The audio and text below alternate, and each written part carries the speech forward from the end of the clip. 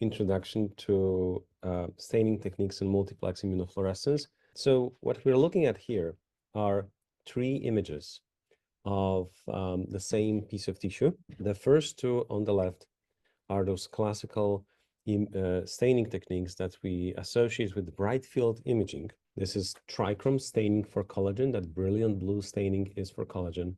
And this is Picoseries red fast green, another collagen stain. And this is molecular staining for collagen 1.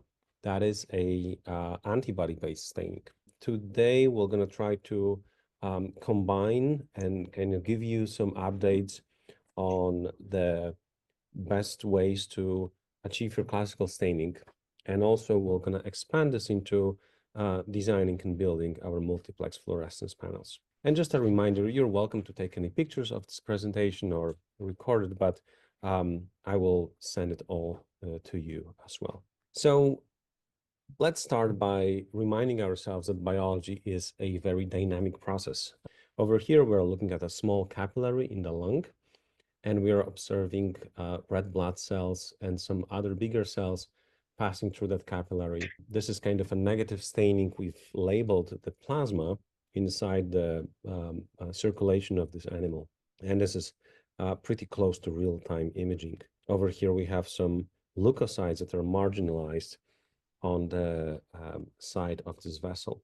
So we really hope that we're going to be able to achieve conditions in our samples that will allow us to take a glimpse of this dynamic inside our fixed tissues. And here you also see a small capillary. You're seeing some erythrocytes inside of it, and there are some immune cells that are marginalized onto that endothelium. There is a lot of very rich information inside our tissues that we're working with, whether you work with germinal centers or you study neutrophils or you look at T cells or really any kind of model that you're working on. In order to preserve that rich information, you need to find a way to somehow freeze the time. And we do that in a process called fixation. We choose to use chemical fixation for most of it, and it is a central process to all of the histology.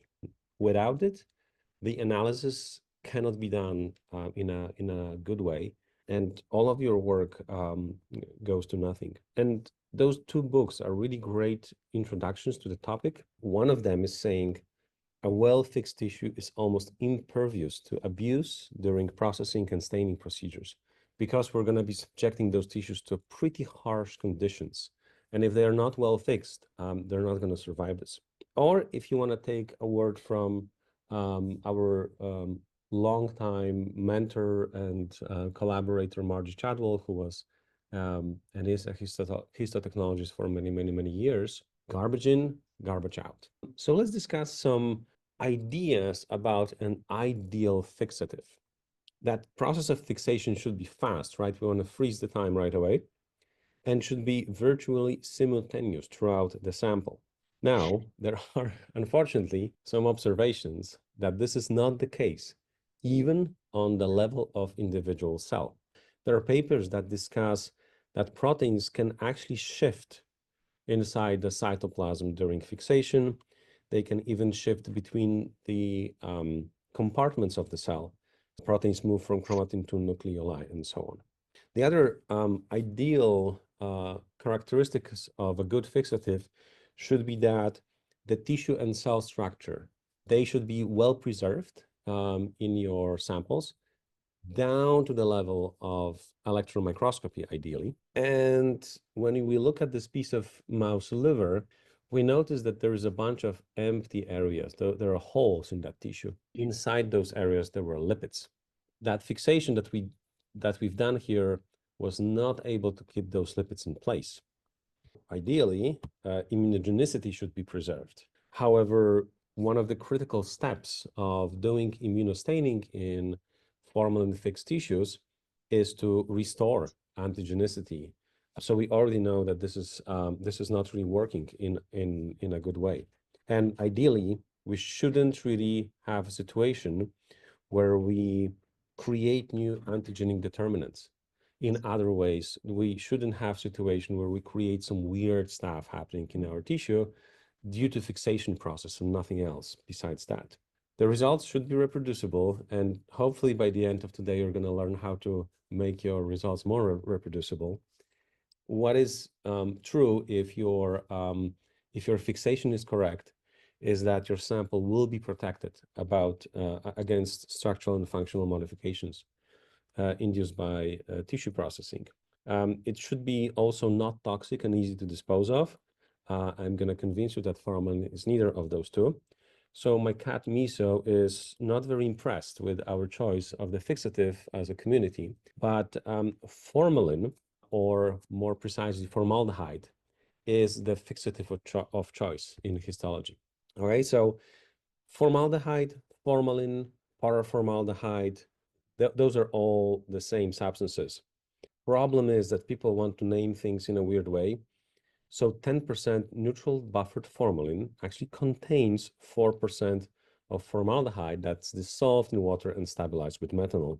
But formaldehyde is really a gas, okay? And that's one of the reasons why you should work in a fume hood when you're working with it. This gas dissolves in water, forms metal anhydride, and the process of fixation is actually pretty complex. It involves cross-linking of proteins and additional modifications.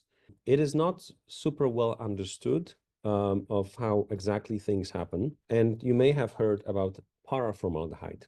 In the good old days, we didn't have access to ready-made solutions of high-quality formaldehyde, and there was a way to take granular form of solid, that is paraformaldehyde, a polymer, and you would cook it, hopefully in your fume hood, to create freshly prepared formaldehyde. Now, this is absolutely not necessary. These days, you can just buy it. EM-grade formaldehyde is available. You can also get it in ampules that are protected from oxygen. And because formaldehyde is the 9th most prevalent allergen, you should try to take care not to sensitize yourself to it, because formaldehyde is in a ton of products around you. It's in cosmetics, in the clothing, in the furniture. Yeah, you should work in a fume hood. There are ductless fume hoods available if you don't have it as a setup in the lab. If you smell formaldehyde, it's going to smell like dirty socks. And over prolonged exposure to it, you're going to stop smelling it.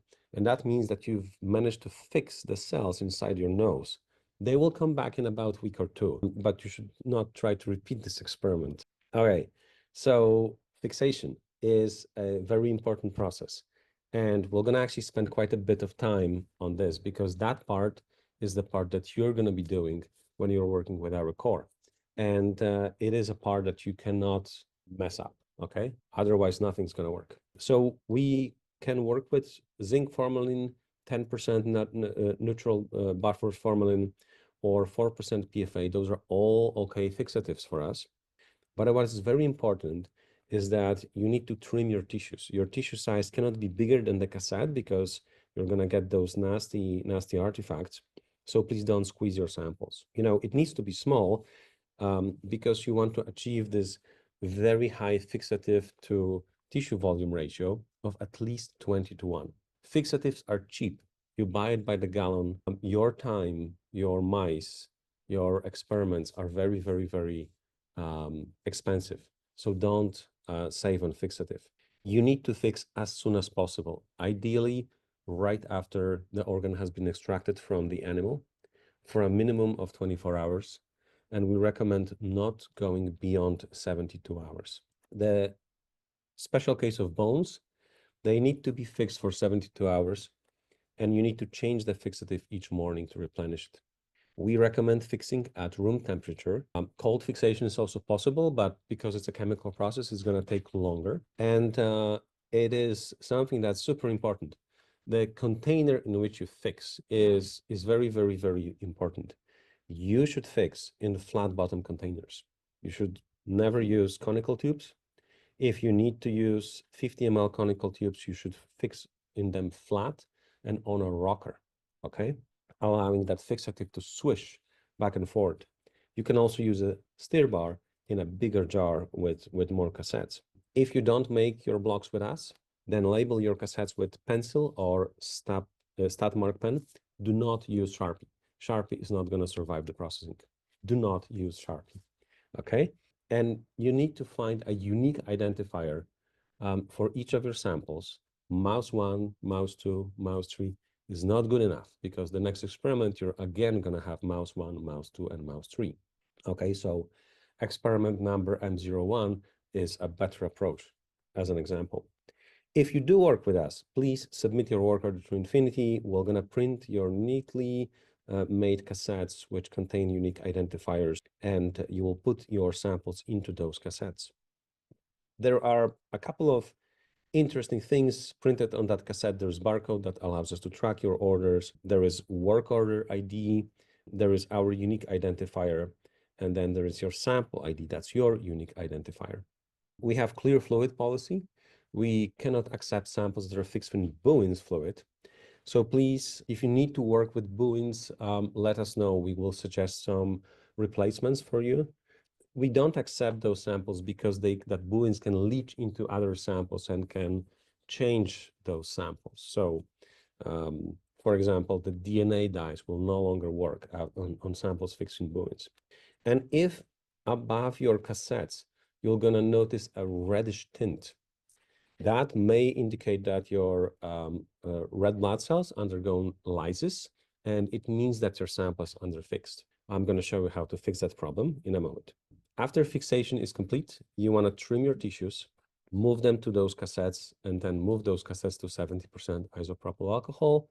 Reagent alcohol is fine too, and bring them to us in a secondary container that doesn't leak. Those are some good examples of those containers. Here we have some bonus points on by providing our work order number on the top. And don't put them into bottles that are super small and narrow like this. I mean, how we are supposed to get them out of there, right? That's actually a splash hazard for us. So we have those sample submission guidelines that are detailed enough that you're not going to mess up your samples, and somehow people avoid reading them. A lot of good stuff is inside, so please do take note. In those sample guidelines, we'll tell you that we would like you to put your tissues on the side that you want us to cut first. And that brings me to the point that this tissue orientation is very important, but it's actually not a trivial problem. It is very complicated to put your organs in the right orientation. There are some guidelines on how to do it right. And what you want to achieve is consistency. Oftentimes, we're going to be compromising just to make sure that you don't spend like 3 hours preparing your sample and that you can achieve that consistency. Okay, so I'm going to show you how to do it on an example of gut tissue with some recommendations. But I would first like to discuss the problem of sampling errors. So let's say you have a disease model in the intestine. You may have lesions that are continuous. The disease process is the same throughout the whole intestine, but much more often, you're going to have certain involvement in certain parts of the organs.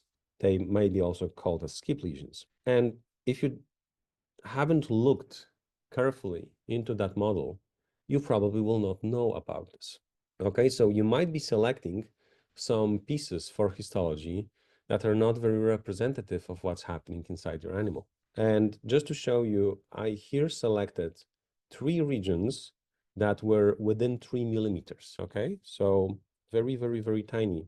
And those regions show dramatically different disease activity. And to kind of illustrate this further, this red line signifies the thickness of a typical slice that we take on a microtome, 4 microns. So if instead of looking at this tissue longitudinally, we would think about a tube that we cross-section to get something that is also known in the field professionally as calamari rings, you will get very small sample area. And that's why we no longer recommend those calamari rings as a way to prepare gut. So our guideline is to prepare strips where you flush the intestine to remove the food content, and then those pieces are cut to length so they fit into a cassette. They're opened longitudinally, flattened on a piece of biopsy sponge. You place your tissues on the muscle side down, And you can kind of, move them over the lip of the cassette and place them pretty neatly here. And you only want to use a single sponge. If you use both, you're gonna squish your tissue too much. By the way, people sometimes like to put sponges and they usually do more harm than good. So use them only if it's really necessary. And you get the slide like sections like this, where you have kind of cross section through all of the layers of the gut. This is working pretty well, but it's not ideal. Sometimes those thin tissues don't want to stay on the slide. So there's this alternative prep called Swiss roll. Vida is going to demonstrate over here how we can use a 3D printed device that can help you to achieve a very nice first cut into the length of the intestine. So when you roll the tissue up later, you get much neater edges. And it comes from this paper where they also quantified how much time it takes the researchers to prepare samples, and it shows that it's actually faster than using scissors as the device. I actually printed some for you guys, so if you're working in gut and would like to give it a try, I have some giveaways for you.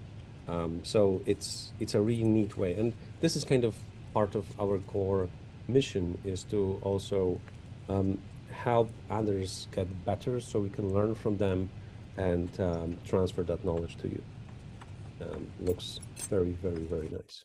Okay, so one of the biggest problems that we have with people who are bringing our samples that are under fix is with livers. Those organs are big, so they're more difficult to fix. So I'm going to be showing you some mouse livers in a moment. If you don't like to see that kind of stuff, you can just skip a couple of slides. The experiment was set up in the following way. We had a whole mouse liver that was fixed in 15 milliliter falcon tube, in a conical tube, in a small volume. I fixed the liver whole in 80 milliliter urine cup. And then I also had a liver that initially was started to fixed whole, but I trimmed it down and then I put it back into the fixative to continue the fixation. So this is how livers look like 0 minutes just after I took them out of the animal.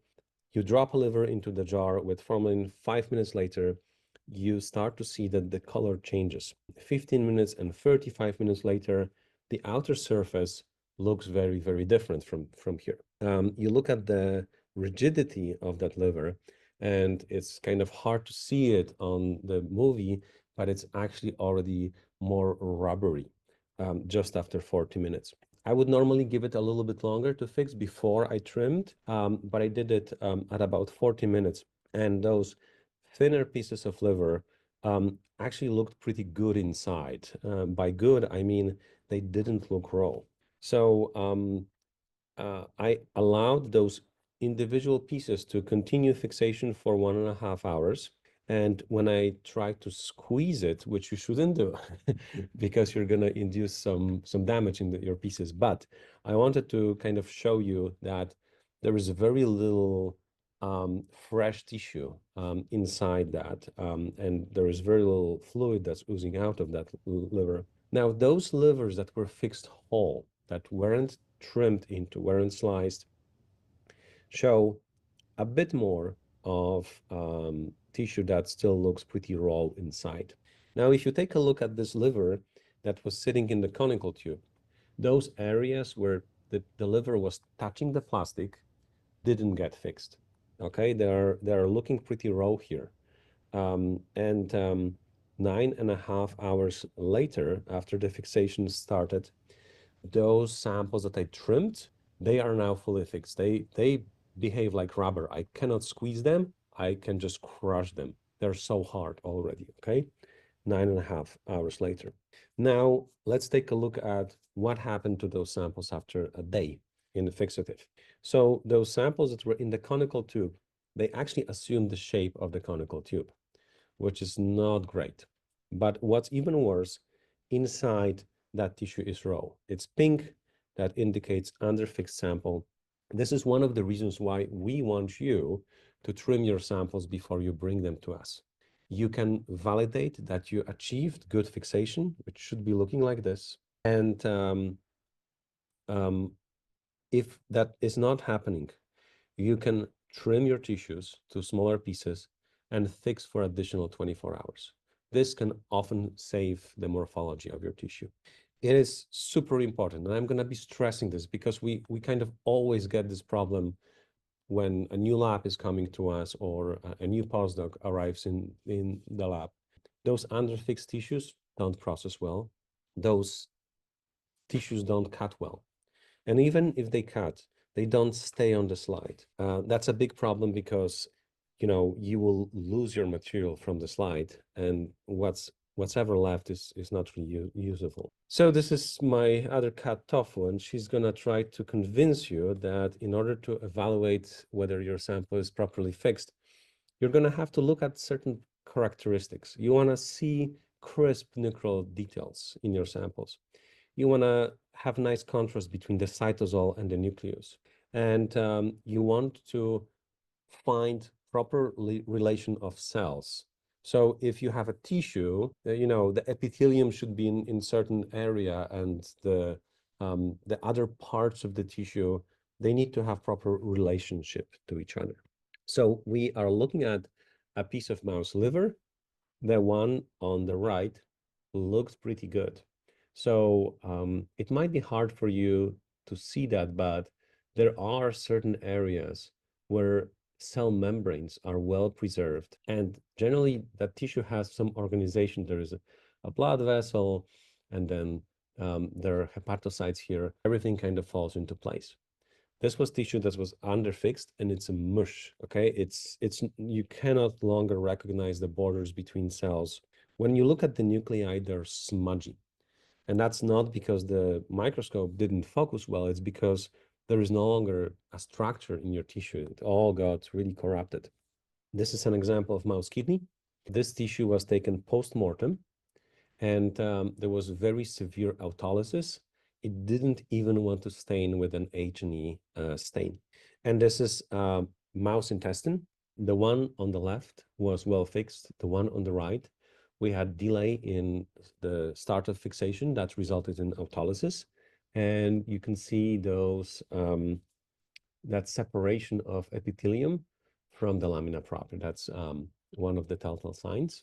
When you look close in at a close zoom, you're gonna notice this beautiful structure on the left-hand side. That's the brush border. And then there are borders between cells. The nuclei are well defined. They have some, you know, nucleoli, and the nuclear membrane can be seen. Nothing like that in the sample on the right. Okay, that structure, that brush border is actually completely gone. It's been eroded. And by the way, you wouldn't see it if you didn't use high resolution objective and a high resolution imaging system. This is why we want to use high NA objectives on our acquisition. There are, of course, some alternatives to what I just said. Although we recommend formalin or zinc formalin for majority of our samples, sometimes you need to freeze your tissues. If you do, you want to do it as quickly as possible to minimize ice crystal formation. And you want to put your tissue in OCT, that's cryoprotectant. And then there are a couple of ways how you can freeze it. We find that most people have most success with heat extractors. Those are essentially plates that are chilled to minus 80 degrees. And then we use that to extract heat from the sample. Freezing isopentane in liquid nitrogen is a popular choice, but this stuff is somehow expensive. It's flammable. It's kind of hard to get it just right. People can also freeze in liquid nitrogen vapor or solid CO2, but those heat extractors, that was the most useful way to do it for us. And we have a protocol on protocols.io on how we prefer freezing our samples. If you need to fix fluorescent proteins, if you just freeze your sample down, you'll most likely lose the soluble fluorescent proteins that are sitting inside the cytosol. So it is best to freeze your sample after you fixed. we have another protocol on how to preserve fluorescent proteins. Perfusion was great for doing that, but you can also just drop your sample into the fixative, and then we after fixation is completed and fixative is washed out, you want to use sucrose gradient to remove extra water from tissue, and then you would freeze in OCT as above. Well, in our hands, and this is labeling for GFP inside the tissue. Now, there are many different fluorescent proteins that come from many different organisms. So what you want to do is you want to use a resource such as FP-based fluorescent protein database to look for the lineage of your fluorescent protein as you're selecting your antibody. Just to give you an example, this is pretty confusing. EGFP does not belong to the same lineage as DFGFP, as ZS green, as CPYGFP, or as neon green. They all come from different organisms despite having green in their name. And green fluorescent protein, blue fluorescent protein, enhanced cyan fluorescent protein, clover, Venus, and lime, they come from the same organism. So one of those antibodies are very likely going to work well for that. And speaking of fluorescent proteins, I recommend to read this paper about designing a rigorous microscopy experiment where they also provide some information about fluorescent protein constructs. I wanted to show you those movies that didn't play last time. This is a Z-Stack True, a cell that's expressing and actually overexpressing some GFP. We are supposed to have that GFP expression on the membrane, but yet we have those huge inclusion bodies inside the cell that are super, super, super bright. So if you are doing transduction to put in fluorescent protein inside your cells, you actually want to sort your cells for lower expression, trying to avoid getting those super, super, super bright things in your sample. You know, you should watch for those inclusion bodies. They actually happen very, very often. If you overdose the cell with a protein, it's going to try to handle this problem, and that often involves shunting it into those inclusion bodies or getting it stuck into Golgi because you're going to provoke unfolded stress response. And the other thing is that those fluorescent proteins in their natural state, they're typically multimeric. So what can happen is that if you tag your two proteins, let's say, okay, and they were monomeric in their natural state, just because you have your fluorescent protein attached to them, now those proteins may dimerize, for example. And there is a measurement that you can do on your fluorescent protein that is included in the FP base. It's called OSHER, I believe. And it is a measure of how likely your proteins are going to stack together just because of the FP. Okay, so we have hopefully convinced you that fixation is really important, and you're going to pay attention to how your tissues look before you submit them to us. Once they get here, we're going to do tissue processing. And that process involves removal of water from your tissue. It's done with series of alcohols. Then we would replace alcohol with something that's miscible with paraffin. Traditionally, xylene was used for this, but xylene is a pretty aggressive chemical. So we now use substitutes such as propar. You can also use chemicals that are very similar to the ones that are isolated from the citrus fruit, the ones that give them that smell. And then the next step is infiltration with paraffin. So we want to kind of give the tissue strength by permeating with paraffin. And oftentimes, if you make some mistakes in those previous steps and your tissue is well fixed, we can kind of reprocess it and give it another try. But if your tissue is underfixed, that's usually when we tell you, you know what, I'm sorry, but we cannot guarantee that your results are going to be good. We're going to give it a try, but don't be surprised if your tissue is going to fall off the slide. So fixation, fixation, fixation. So think about removing that water in tissues. Your tissue starts with a lot of water in it. And what tissue processing is supposed to do is to remove that water that kind of hangs out around, not the water that's directly bound to the proteins. If you do that, you can overprocess your tissues and they can become brittle. And that looks like this in the sample of this pancreas. So that's why it is important for us to know if you're bringing us, your pieces of liver or gut or whatever, but you also bring us biopsies, and maybe you also bring us bones. Please separate those organs into different containers so we can run them on different tissue processing runs. And I will show you this video about the art of histology. Those are the steps that our staff does in order to embed section, pick up your sections on the slides, and then stain them.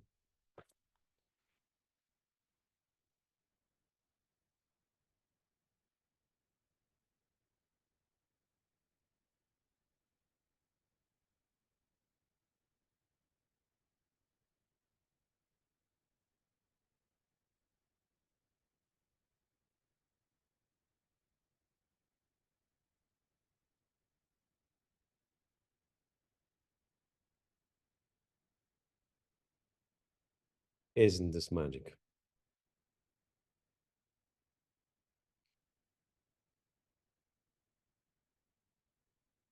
So sectioning is still manual, but majority of our histological staining is done in an automated way. We also have this cover slipper that helps us to make samples that are much more precise. And the last step for us is usually slide scanning. And we kind of pair the information from our digital images with steps that we did before to improve our process and to make sure that we recognize that you're not only going to be getting your slide to look at them, but you're going to be analyzing them later on. So if you do work on your own, there are certain slide recommendations that we have.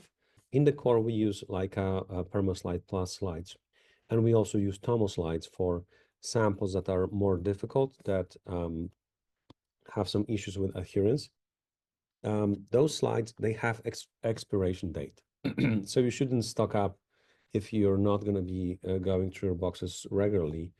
And you should also not use them if they're dusty, dirty, or with fingerprints. Just a reminder that tissues that don't get fixed properly don't stay attached to the slides. And intestine, brain, and bones are the ones that are difficult. This is an example of how it can look like on an image. Those pieces of colon, they don't really want to stick very well to the slide. So another step in a lot of this sample preparation is removal of wax from the tissue.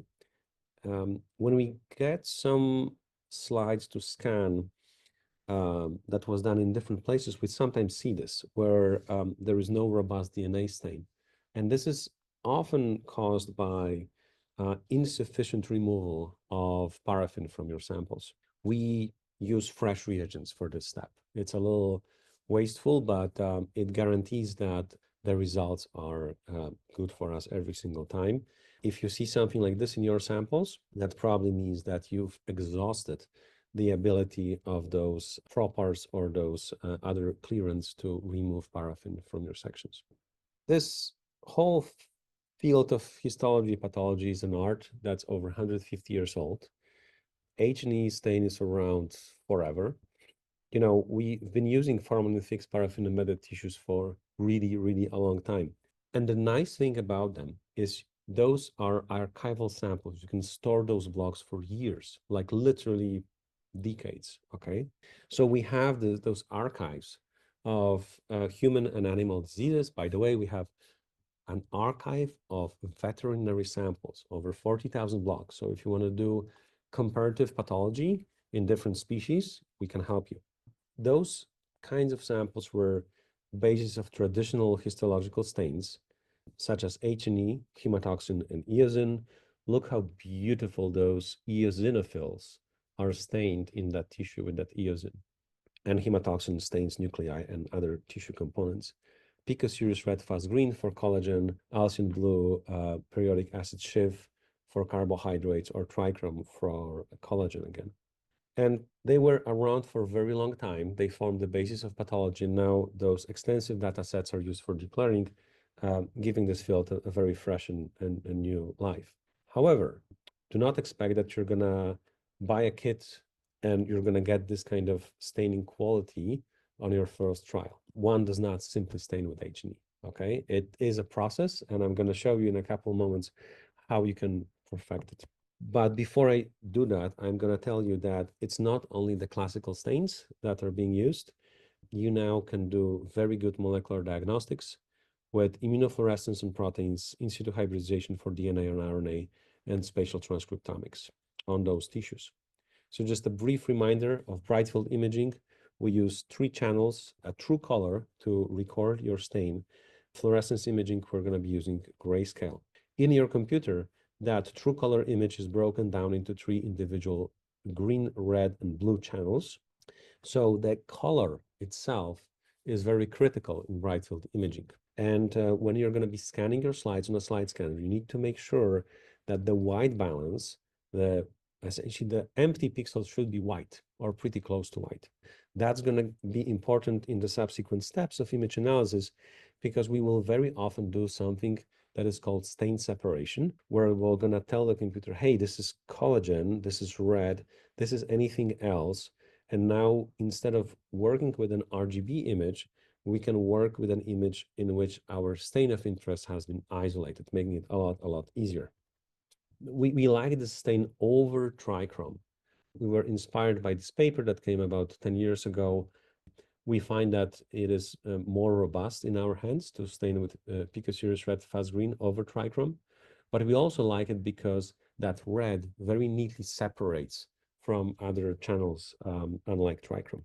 So I'm going to show you some image analysis examples. And those are, inexpensive stains, relatively speaking, but you can get very sophisticated with what you can get out of them. So here I'm showing you an H&E staining of the gut, where we can actually make a classifier for plasma cells. This is classifier for collagen, where we can measure the amount of collagen. And this is another classifier for Paneth and goblet cells, which we can visualize using this ABPAS stain. And if you want to learn more, the last workshop that we ran here used some examples similar to that. And that kind of workflow was also described in the pixel classifier video. You can watch them on YouTube. And we have provided you with the files, so you can follow the instructions in those videos to kind of recreate the workshop on your own time.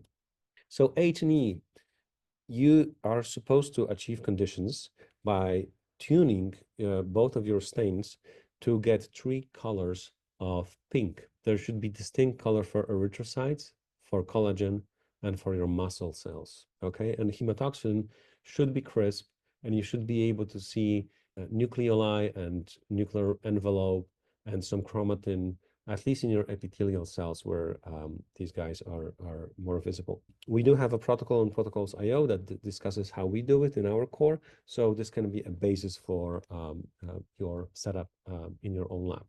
If your nuclei look smudgy, that is probably because your fixation wasn't correct. So here are some artifacts, so you can tune your eye to how it shouldn't look like.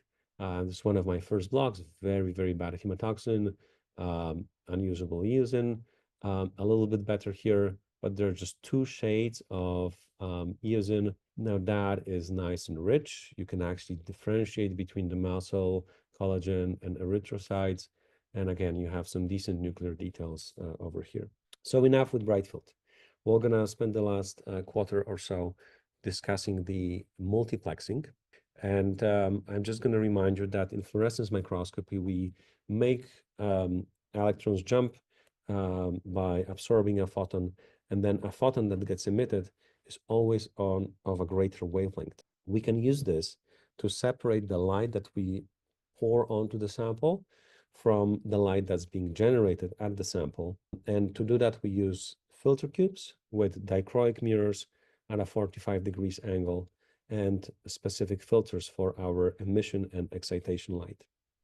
To give you an example how this would work in practice, here we have an excitation spectrum of EGFP, and here we have emission of EGFP. So we could put an optical element that would transmit light only in this range, And this will create a possibility for our light source to emit photons that will hit our fluorescent protein, and that protein would be excited.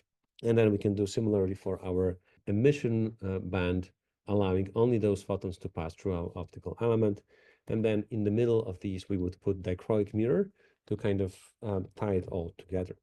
So if you want to multiplex, you're going to be doing this process across your spectrum, but there are some problems. I'm going to now focus on challenges with traditional multiplexing immunofluorescence. And the biggest one that we found in FFPE samples is autofluorescence. There is a ton of it. It's very bad. It's very distracting. The other one is cross-reactivity. There are only so many different combinations of antibodies that you can use, and that's a big problem. And then there is limited number of channels. There is just so much space on that spectrum, and it's actually very difficult to fit more than 5 or 6 channels on that spectrum. So let's talk about the autofluorescence first. There are some methods to avoid it. You can just escape from the worst channels. This is going to be your green and red channel. You can try to remove it, and that's what we choose to do. You can try to quench it, add something after you've stained your sample. You can also amplify your signal so much that you're not going to have a problem with, the autofluorescence is going to be less intensive than your signal. Another way of dealing with that is spectral unmixing and spectral extraction. That's what we use in the Orion system. Okay, so let's take a look at some organs. This is showing you just their autofluorescence. There has been no staining with the exception of DNA labeling. As you can see, it kind of differs depending on your organ. So gut is not too bad, but liver and kidney, they're terrible. And the erythrocytes and elastin fibers are really, really bad. They are really bright. We choose to use bleaching. The things that we've tried in the past is True Black from Biotum that you asked post-staining.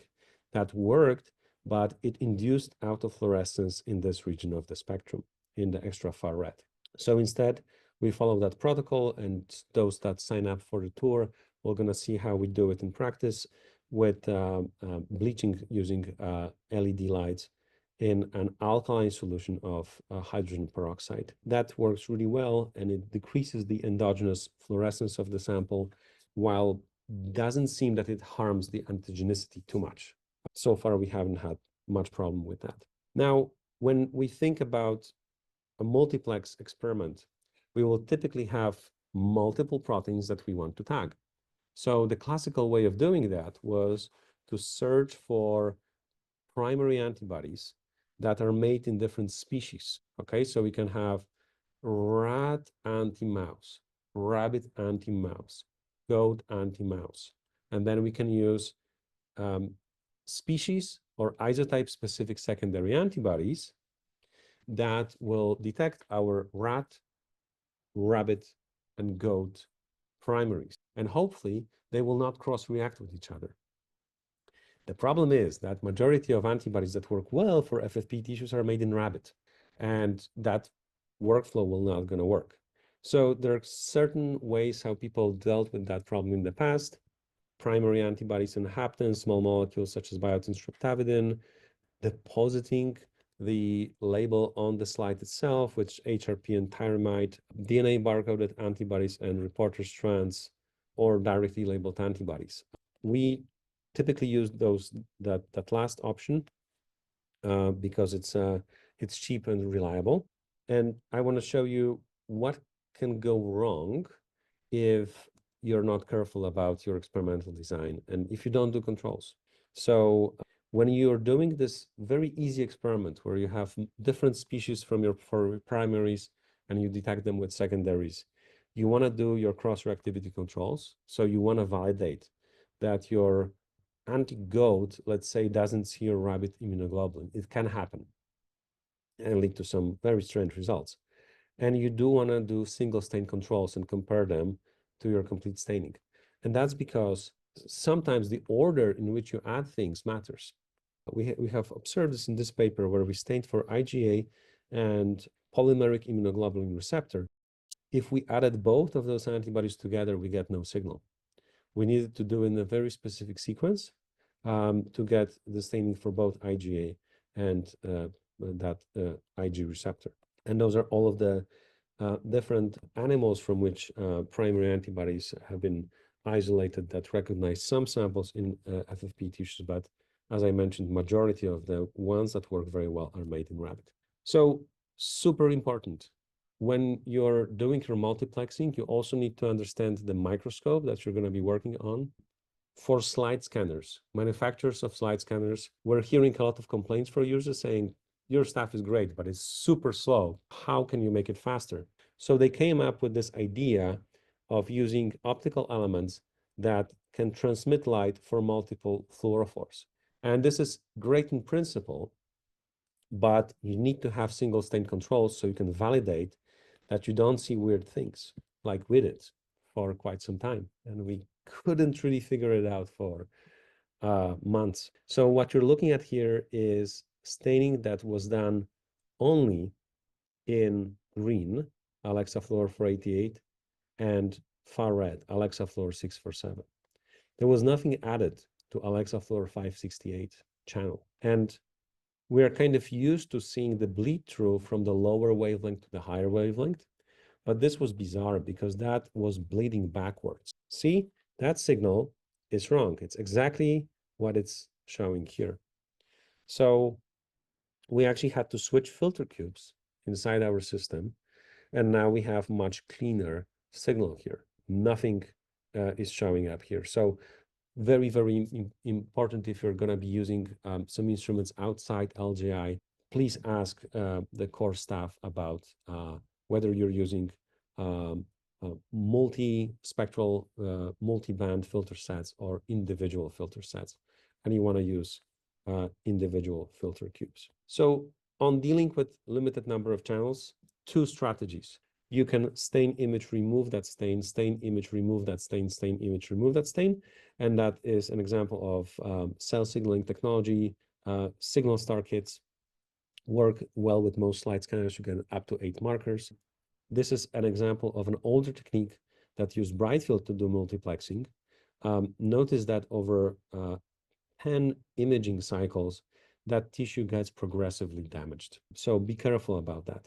We use Raresight Orion for our multiplexing, but there is also a very interesting development. You can use Leica Stellaris confocals to do multiplexing up to 15 channels in many samples. This looks very interesting. So when you're going to be choosing a platform, let's say for your next lab, you want to evaluate those available platforms very carefully.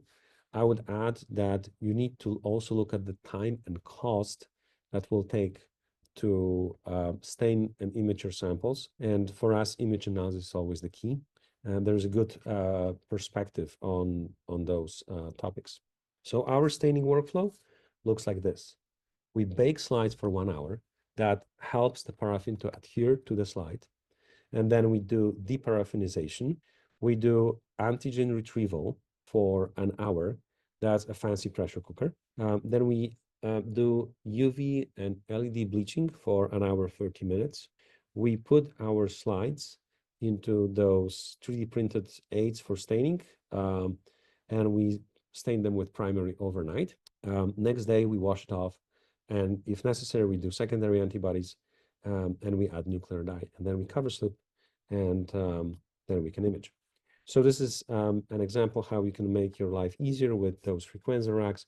Again, for those who sign up, we're going to be demoing them upstairs. But this essentially sandwiches your slide in a reusable cover plate, and you only use 100 microliter of volume to stain your slide.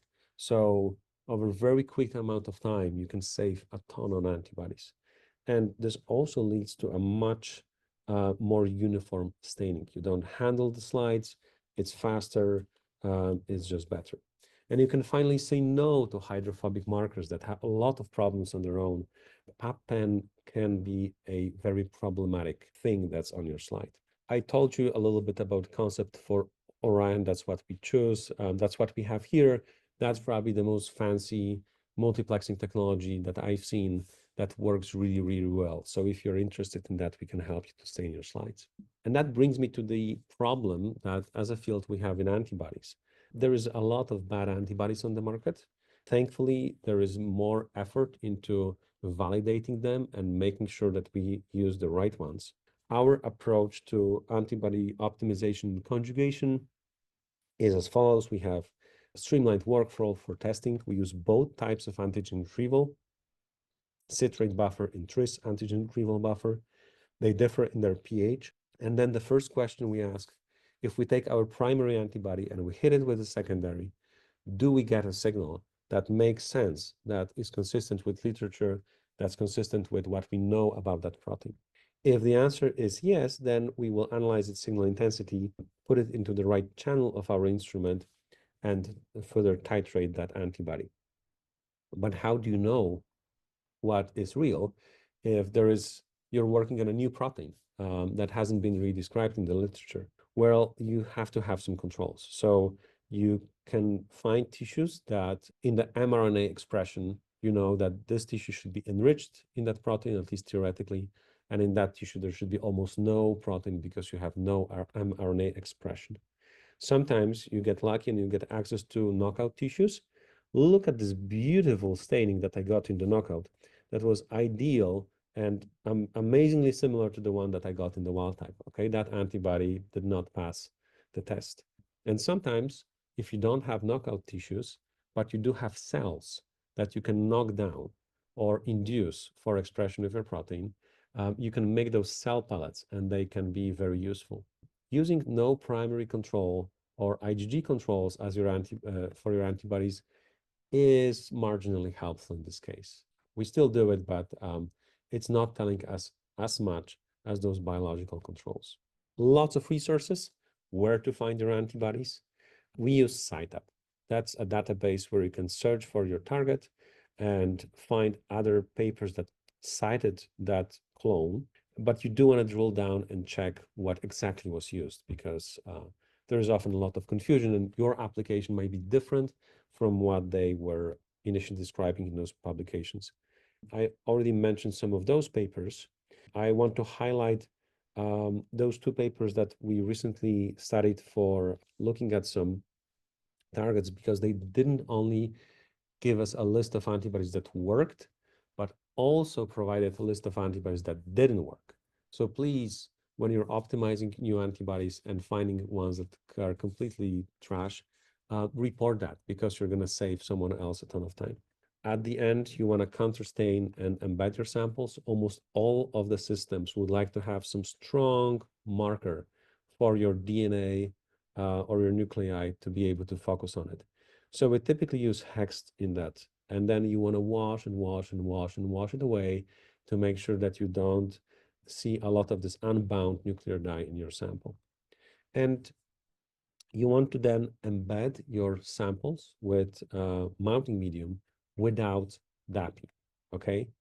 Throw away your prolonged gold with DAPI. This is one trick that will make your life a lot better and your images a lot more uniform. When you're cover slipping, use your number 1.5 cover slips. That's what your objectives are designed for. Working in a clean environment really helps, because you don't want to leave your fingerprints, lint, or dust in your slides. You can clean your slides with Windex and soft piece of tissue. And if you made a mistake and there's a bubble under your cover slip, you can always remove that cover slip and put it back on. So with this, I will thank you very much for your attention and remind you about the SCUPA training course that we're running here. This is going to be a very good introduction for anyone who wants to learn how to analyze multiplex slides. Thanks.